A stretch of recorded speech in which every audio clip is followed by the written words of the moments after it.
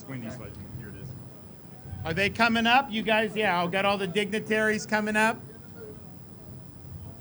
Well, good morning, Port St. Joe. Good morning, Gulf County.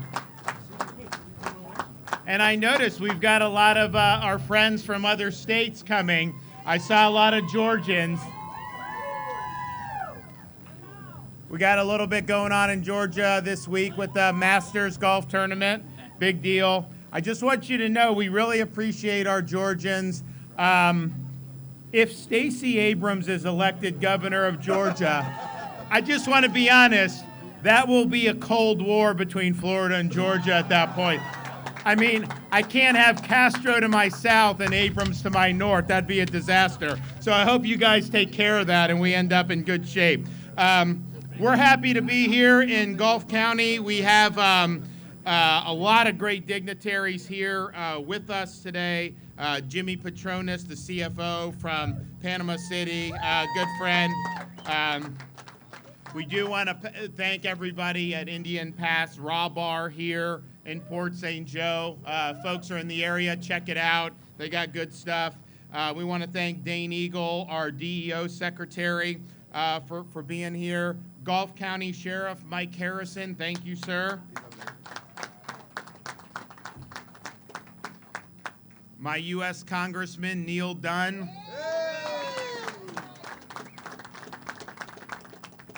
Representative Jason Schoaf and Representative Michelle Salzman from North Florida. And we've got a lot of folks from communities throughout the Panhandle. Port St. Joe Mayor Rex Buzzard, City of Panama City, Greg Brudnicki, Century Mayor Ben Boutwell, Holmes County Chairman Earl Stafford, Ponce de Leon Mayor Shane Busby, City of Mariana Travis Ephraim, Town of Alford David Melvin, Wakulla County Chairwoman, where's Messersmith? I saw her earlier.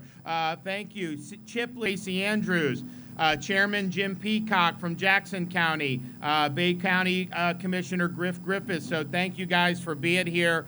We've got a lot of support to be able to announce here today. But you know, you look around what's going on with Florida, and you know, we've had huge. I mean, our employment is better than it was prior to COVID in terms of the workforce. You've got a lot of people that want to be here. We're going to probably end the fiscal year, if you look at how the revenues come in, you know, our budget for this year is about $101.5 billion for this fiscal year. New York's budget, for example, is $30 billion, and there are 3 million people less than us, and yet we have better roads, services, K-12 education, universities, all that stuff. But our budget surplus out of a $101.5 billion budget, you know, we're going to have between a $15 and $20 billion surplus by June 30th at the year end. And so that's better than we've ever had. That's better than we've ever had in the history of the state of Florida. And I think it's a testament to making sure that we're doing it right. We're a free state, which is very important, and a lot of people have gravitated here because of that. You know, we've had kids in school, whereas many locked them out for so long. We've had that. We've protected people's jobs, their freedoms. We've protected people's businesses, and people have had the opportunity to succeed. You know, the Panhandle has probably never done better than they have over the last 2 years.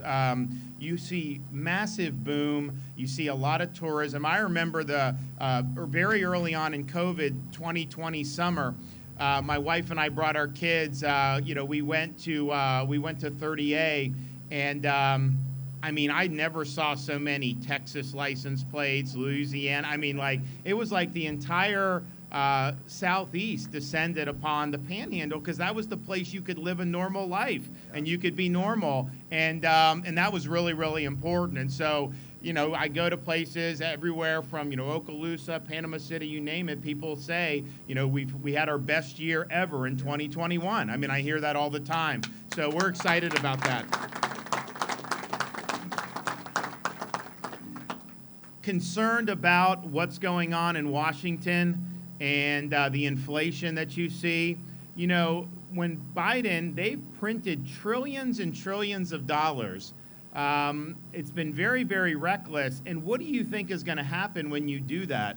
you're going to have inflation. That's just textbook economics. And so they say inflation is 8%. Go to the grocery store, it's like 30 or 40%. Gas is up 40. I saw $4.29 on the way from Tallahassee in some of these gas stations for regular unleaded. And so you're going to continue to see that. They continue to want to print money, which is just going to exacerbate the inflation. And if you think about it, you could have good economy, you could have good jobs. You're getting increased income even. If you're 7% income increase, but inflation's 10%, you honestly are worse off at that point. And so that's what they're doing to us. They will not use more American energy to try to help people with gas prices.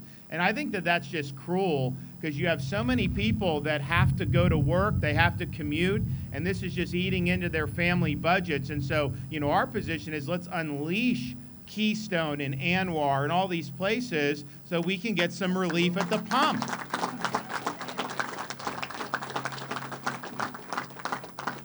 And so we're, we are going to do a series. I mean, when I do the budget, we're going to have a series of tax relief in terms of the package. There'll be a gas tax holiday. There'll be back to school, all this other stuff, because we're trying to help with this.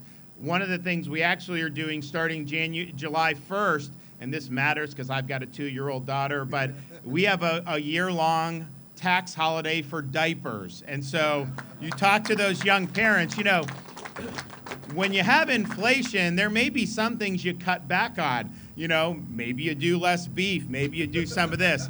But I can tell you, when you got a little one like that, the diapers are kind of like, you got to buy them. I don't really know a way around it. And so I just think as someone, my oldest is 5, she's long out of it. My son's 4, he's out of it. But our 2-year-old, we still got a little bit of runway here. So it was not my idea. This was not a self-serving tax cut, the legislature's idea. And then when I saw it, I immediately called my wife. And I'm like, you're not going to believe this. They're giving us a tax holiday for diaper purchases. And so that'll be real for a lot of people with young families. So we're doing what we can on that. And, if we can do more, we are absolutely going to try to do more. But the underlying problem, is this printing of the money and the borrowing and the bad energy policy. And, I cringe when they say to people who are concerned about the high gas price that they should just go out and buy an electric vehicle. First of all, these electric vehicles are 50, 60 grand, even for like the lower end ones.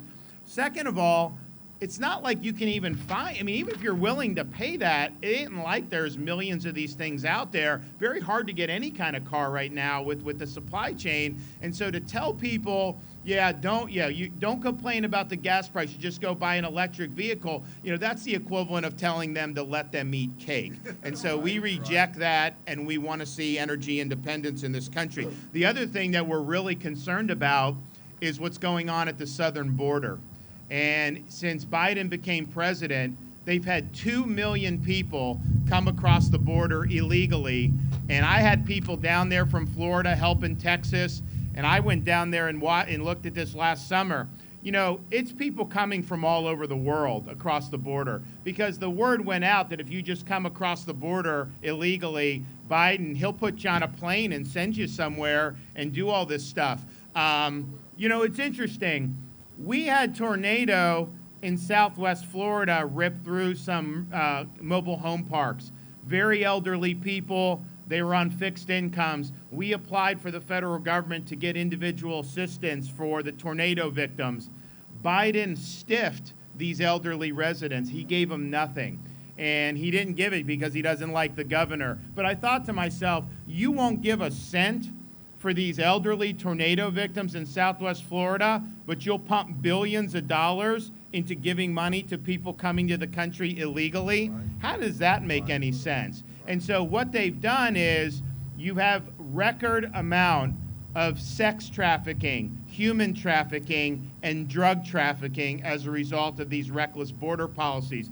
We look now in the United States, what's the most significant narcotic coming across now? It's fentanyl. They make it in China, but they bring it across the southern border. So now the number one cause of death And even the CDC admitted this. The number one cause of death for people 18 to 45 in the United States of America is fentanyl overdose. That would not be the case if we had the border secured and didn't let the cartels eat our lunch every day. So what's going to end up happening now, as bad as it's been, it's fixing to get a lot worse. Why? Because he's actually repealing another one of Trump's programs, Title 42. The details don't matter as much for this discussion, but the bottom line is the few people who they were sending back immediately now are going to be able to come in illegally, and Biden is basically going to send them on their way throughout the interior of our country. So we had a record in terms of this 2 million. It could be 50 to 100% more as a result of this. And so, I think they need to hold Biden accountable for this. I think it's reckless that he's not following the law.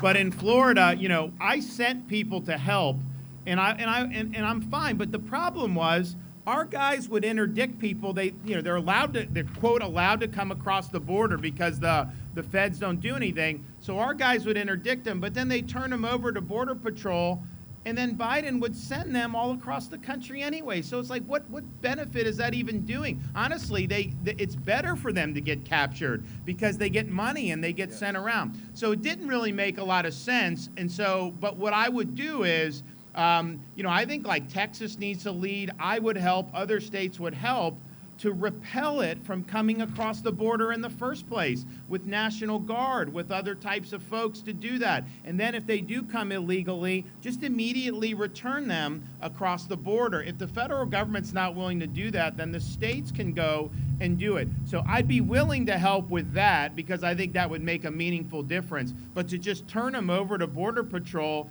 and then let Biden put them on a bus somewhere, I think is wrong. Now, we are getting money in the budget when I sign it soon. I do have money for if Biden is bringing and dumping people from the border who are here illegally into Florida, I have money to reroute to Delaware, and we're going to do that.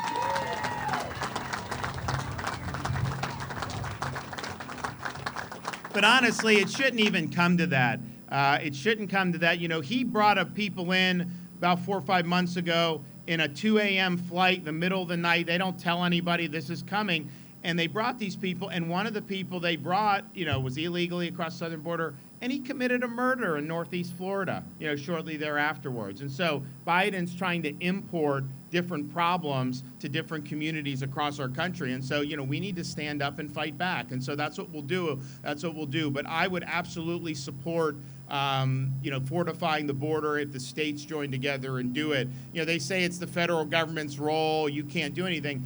It probably is the federal government's role, but the question is that the federal government just simply defaults on their responsibility. Are the rest of us just defenseless? We can't defend, our own states and our own communities? I don't think that's what the founding fathers intended. And so, we need to get real about this because as bad as it's been, it is going to get a heck of a lot worse in the later part of May. And the word's already going out.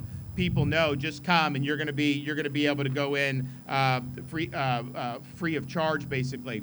So that's a huge problem. The other huge problem that we see with a lot of these bad policies in cities like San Francisco and Chicago and New York is being really weak on crime and being really hostile to law enforcement.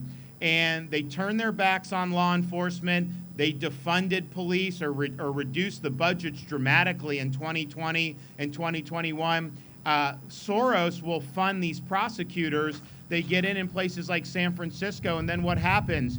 They don't prosecute crimes. You can go and steal from stores, but if you steal less than $1,000, they just let you steal what you want. They don't even prosecute you for that. So the result has been crime has skyrocketed in a lot of these different jurisdictions, and the police have been treated horribly. They're not getting any support from a lot of these communities. So in Florida, we do the opposite. We're a law and order state. We're not going to allow criminals to overrun our rights and freedoms and put our communities in jeopardy.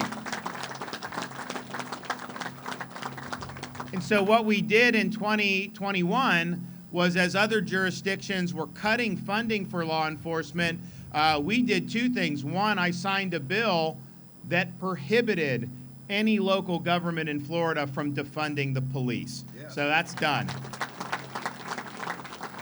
We also did, as they were cutting funding in other parts of the country, we did $1,000 bonuses for every single firefighter, EMT, and sworn law enforcement officer in the entire state of Florida.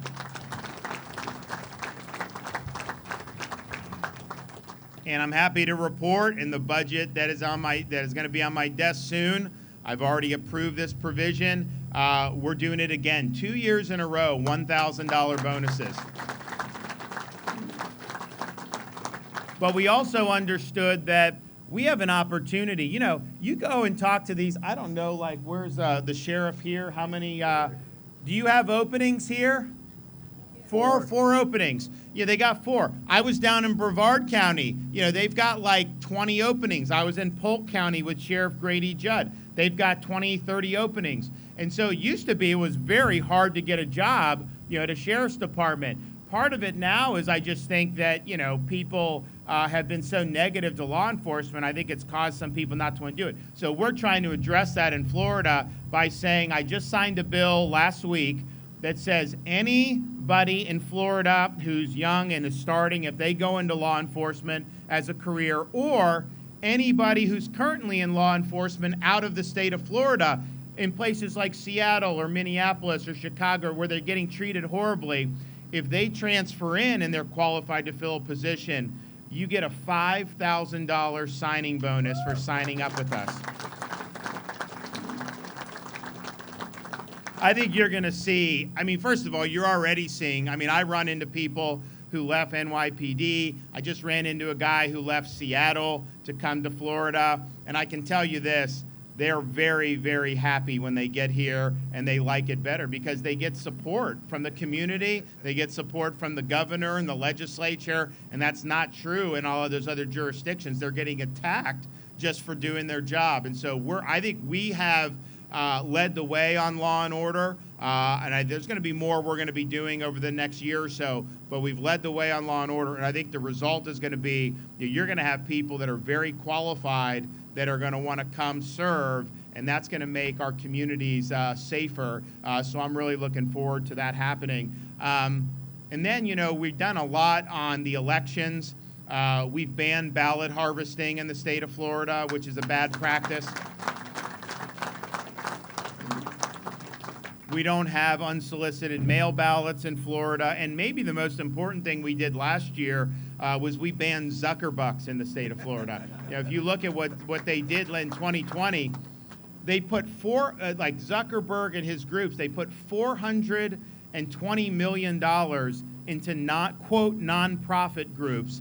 And the goal of the nonprofit was to, quote, help with the elections. But what they would do, they'd go to local election offices in key states, and they'd say, hey, here's $5 million for your election, but you need to have ballot harvesting and mail ballots, and you need to bring in and hire all of our people to be able to do. So what they basically did is they used this cash to commandeer the machinery of the actual elections, and then they ran the election for partisan purposes.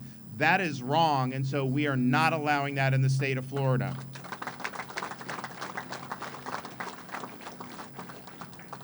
And then the final thing before we do our announcement that I'll say is, you know, Florida, we are leading the way in supporting the rights of parents and the well-being of our children. And we've done a number of pieces of legislation over the last year. Last year, we signed the Parents' Bill of Rights. You know, that was one of the things that we used to go to some of these school districts and unmask the kids. They were forcing the kids to wear masks for like 8 hours a day. So we were able to liberate, you know, hundreds of thousands of young people from forced masking, which is good. And there's other things in that bill. I also signed a bill guaranteeing every parent the right to curriculum transparency. So whatever curriculum is being used in the school, you as a parent have a right to inspect the curriculum, look at what the books are in the library. You know, there'll be library books for like 6th graders. It'll be really explicit, inappropriate stuff. And so parents need to know what's being on there. So you have the right to do it. Now, there's some people that don't believe parents have a right to know what's going on in the school. It's sad to say that that's the case, but that is the case. They think that really the kid is the property of the district, and that parents really just need to be butt out. We reject that in Florida. That is not the way it's going to go.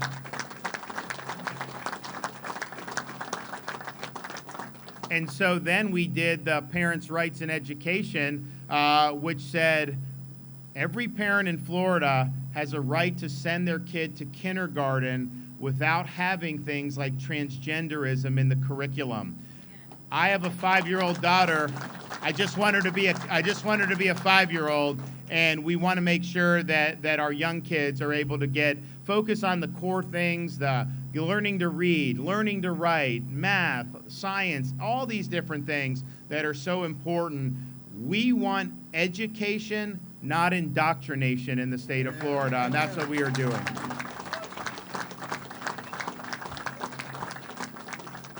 And I don't really care what the media says about that. I don't care what very left-wing activists say about that. I do not care what big companies say about that. We are standing strong, and we will not back down from that.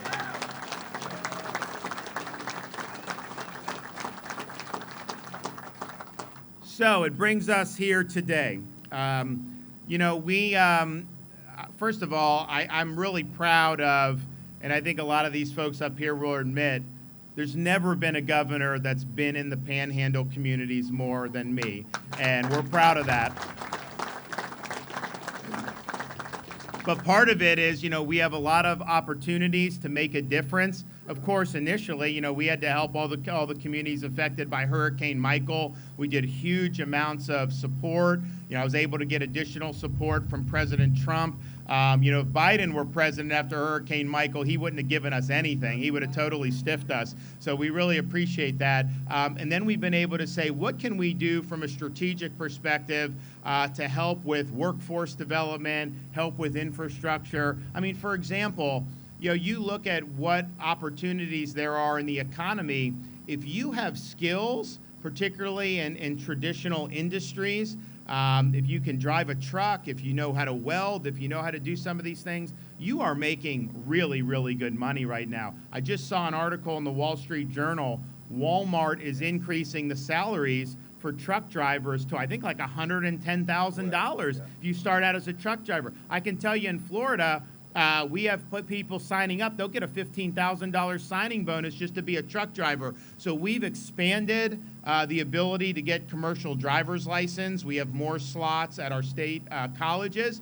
We did stuff in the Panhandle. We've done stuff in Northeast Florida. We're going to continue to do that. We're working on providing credentials and certification and apprenticeship programs so people can actually get skills that really matter. Look, I'm fine with people going to, universities.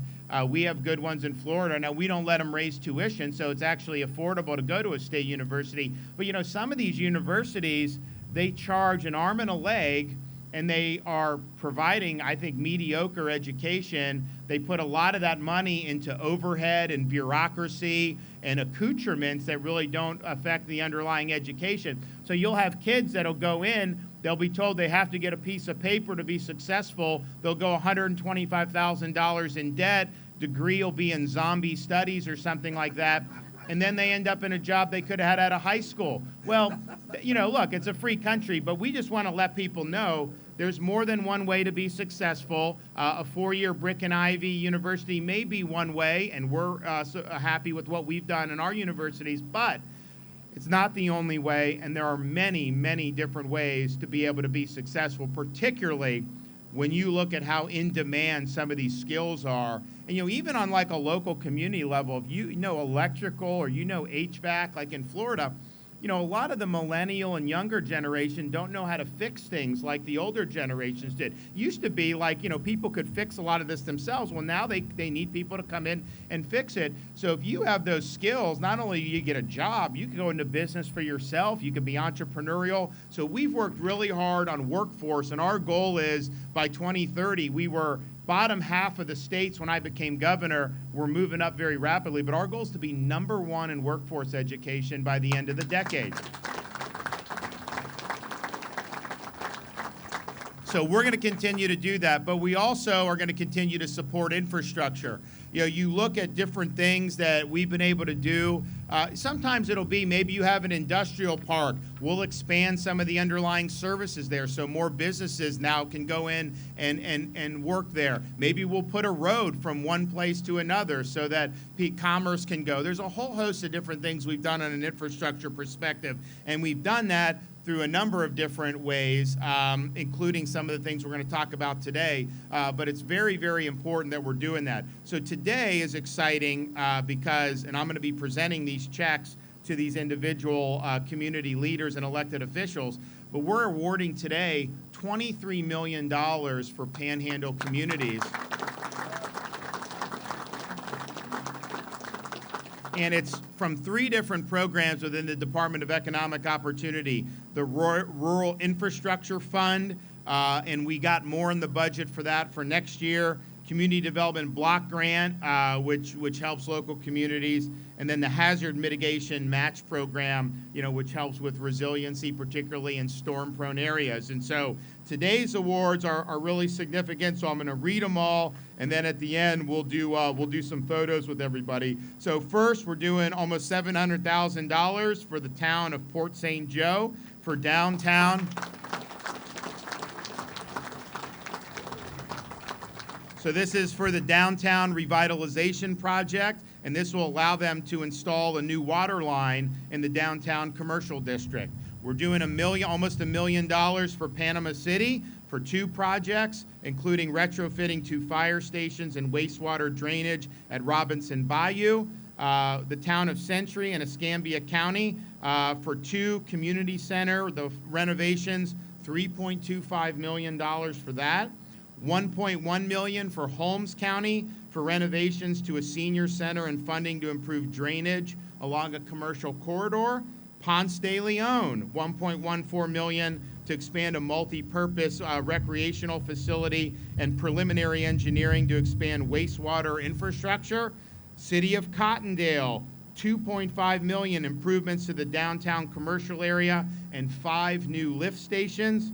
City of Marianna, $5.5 million for public safety, building codes, and improvements. Town of Alford, $250,000, community center improvements. City of Fort Walton Beach in Okaloosa County, we have medical and employment assistance. It looks like chicken scratch on my notes, but it's a check, so I don't want to give the wrong amount. Wakulla County, almost $250,000 for extension of natural gas services. City of Chipley in Washington County, 2 lift station generators in the city. Jackson County, $4 million for Jackson Hospital Air Purification Project, lift station generators, and engineering service for a campground at Blue Springs Recreational Area. And then Bay County, money for wastewater drainage and Cedar Grove. So these are all going to be very meaningful projects, particularly when you're talking about some of the more rural areas. You know, that money goes a lot further than some of our more urban areas. And so we want to be able to make as big of impact as possible as we can. So we're happy to be able to be here. You know, I tell people I usually don't come empty-handed. Usually when I come, we have something that we're able to do. Sometimes it's checks. Sometimes it's signing legislation. Sometimes it's making important announcements about what we're doing in the future. But today is, you know, kind of a Christmas in April. DeSanta Claus is coming to town.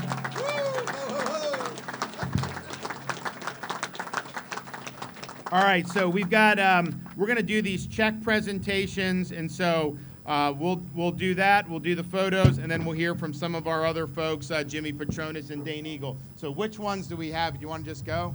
Port St. Joe. All right, Port St. Joe, where you at? We'll just do a photo right here. Yep. Come on. All right. Right here.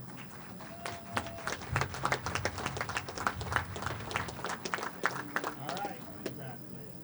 Don't take that to the bank. All right, what do we have? Bay County. Come on, Griff. All right. All right. Congrats. All right, here we go. Good deal. Next. Panama City. There he is. There he is. All right, here we go. These guys have gotten a lot of checks over the last 10 years. All right, what do we got now? Century. This is a big one. Yes, sir. Yeah. Congratulations. All right, here we go. Good stuff. Holmes County.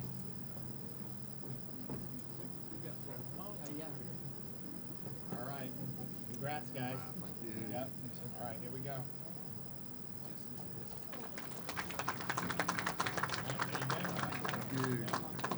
Ponce de Leon. All right.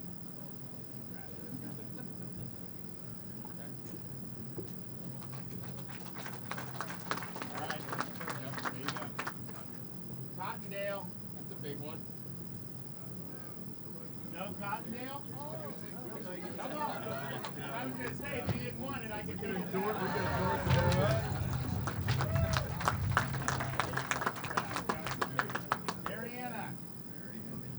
Mariana. Come on. This is a big one. Yeah. Man. All right. The big one. Yep. Alford. All right, there we go. You guys are doing well. All right. Fort Walton. There we go. Yep.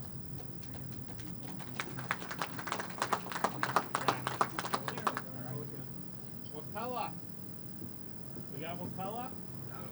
Oh, here we go. All right. Hey! All right. Shift name. Shift name.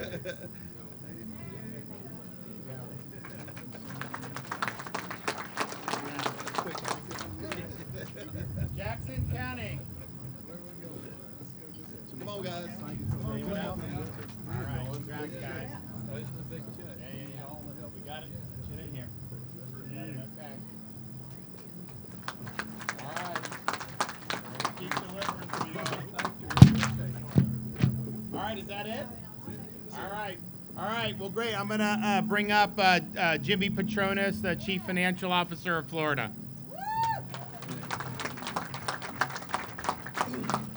Thank you, Governor. Isn't it great to tell you, Governor? This should be my house district. So there's definitely in my mind, you know, God in the Bible as He created the heavens and the earth. About day 9 or 10, He created Indian Pass, and I tell you, this is one of the most special places in all the entire state of Florida. Jason's lucky; he's got an incredible house district, and you know, for you to come down and visit this place is very special to all of us. Just right across the way here, just last week at Cabinet, the governor signed off and approved leases to expand some aquaculture leases here that will continue to improve and expand and grow the economy of this part of the state. But it's such an amazing place we live in. And, you know, you folks from Georgia, you see what you're missing? So, I mean, we have just got this amazing place. If you haven't go find your phone and search on the internet. There's a song out there called Sweet Florida. If you go and you just go listen to it and watch the video that goes along with it, you'll see what we've been able to accomplish and aspire and be able to do over the last 3 years under this governor's leadership. You know, yeah, give him a round of applause. I tell you, he's been through hell dealing with hurricanes, dealing with COVID, with all the challenges. And as he comes back and he fights against Washington, he fights against the bureaucracy there, he fights about the crazy policies. And you know what? What does he do? He looks out for the citizens of the state of Florida. We're not going to be put in harm's way because of the crazy policies that are being pushed out by Washington, D.C. and this administration. So, again, very lucky to have him in our leadership. I was in Louisiana back in January. You couldn't go out to eat without showing your COVID vax card. I was in Chicago earlier this year. All the hotels were full at 20%. And all I know is when I talked to those people in Louisiana, they said they came over to the Panhandle vacation, and it's like COVID didn't exist.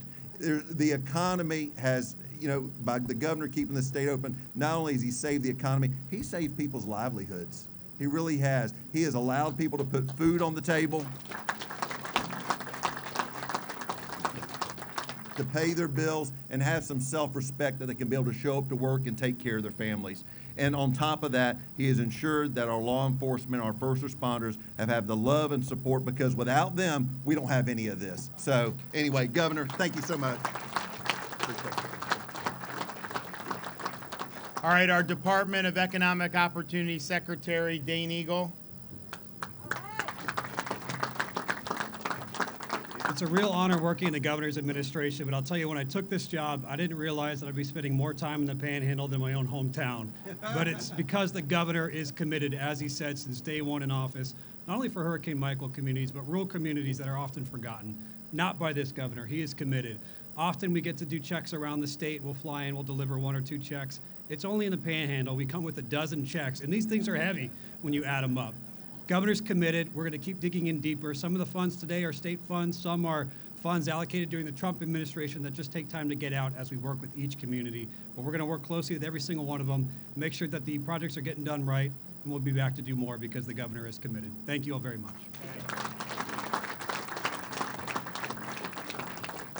And what, for the legislators, what is there, what's in the budget for, is there more aquaculture in the budget, or is there anything that you guys put? I thought I may have seen something. It was. Okay. Should I approve it or not? What do you think? Okay. Well, we appreciate it. Is there anything else we can do for y'all while we're here? Speak now. Speak now or forever hold your peace. Well, we appreciate it. So, but we love it. We're going to be back. You can count on us. I mean, I think that one of the things that when I was running for governor, right at the end of the campaign, you had Hurricane Michael, and it was a big, big deal. But I can tell you, after 3 weeks, the rest of the media kind of moved on. Yes. But you had the damage remaining, and people had to pick up their lives. And so I just said, you can count on me. And so we came immediately. I worked with President Trump, who was fantastic, to get us support, and we've been doing stuff in Northwest Florida for over 3 years, where we're constantly doing, and that's the thing. You know, you look back, the most significant hurricane prior to Michael in Florida was Andrew, that hit South Florida, and basically it effectively wiped the city of Homestead off the map. I mean, it was devastating. They have still not recovered all these many decades later, and so this is a long-term thing, but I can tell you, and there's a lot more to do, but I can tell you, you know, we've been at it. I've told Dane, I told our DEM, I was like, I want this stuff out, and some of it takes a lot. Sometimes we don't get the money for 2 years after, but we've got to do it, and we've got to work hard. So I think that this has not been easy, but I think that the recovery, part of it is just how, I mean, the people in Northwest Florida are great. I mean, they're gritty. They don't complain. They just want to be able to keep on keeping on. And so we've worked really, really well with them. But just everyone should understand, we understand that this stuff continues. There's going to be more needs right now, short term, medium term. But I think at the end of the day, you're going to have a community that is even more resilient and more prosperous than ever before. And that's what we set out to do from the very beginning. And I can just tell you, I mean, the number of people, I mean, I know there's so many flights now going into all these Northwest Florida airports. I mean, it's incredible what's going on. So, you know, you got a partner in the governor's mansion right now with me, and we're going to continue to help work with you. So let's keep it going. You know, we've accomplished a lot, but we've only just begun to fight, and we are on a mission to keep Florida free. So thank you all. Appreciate it.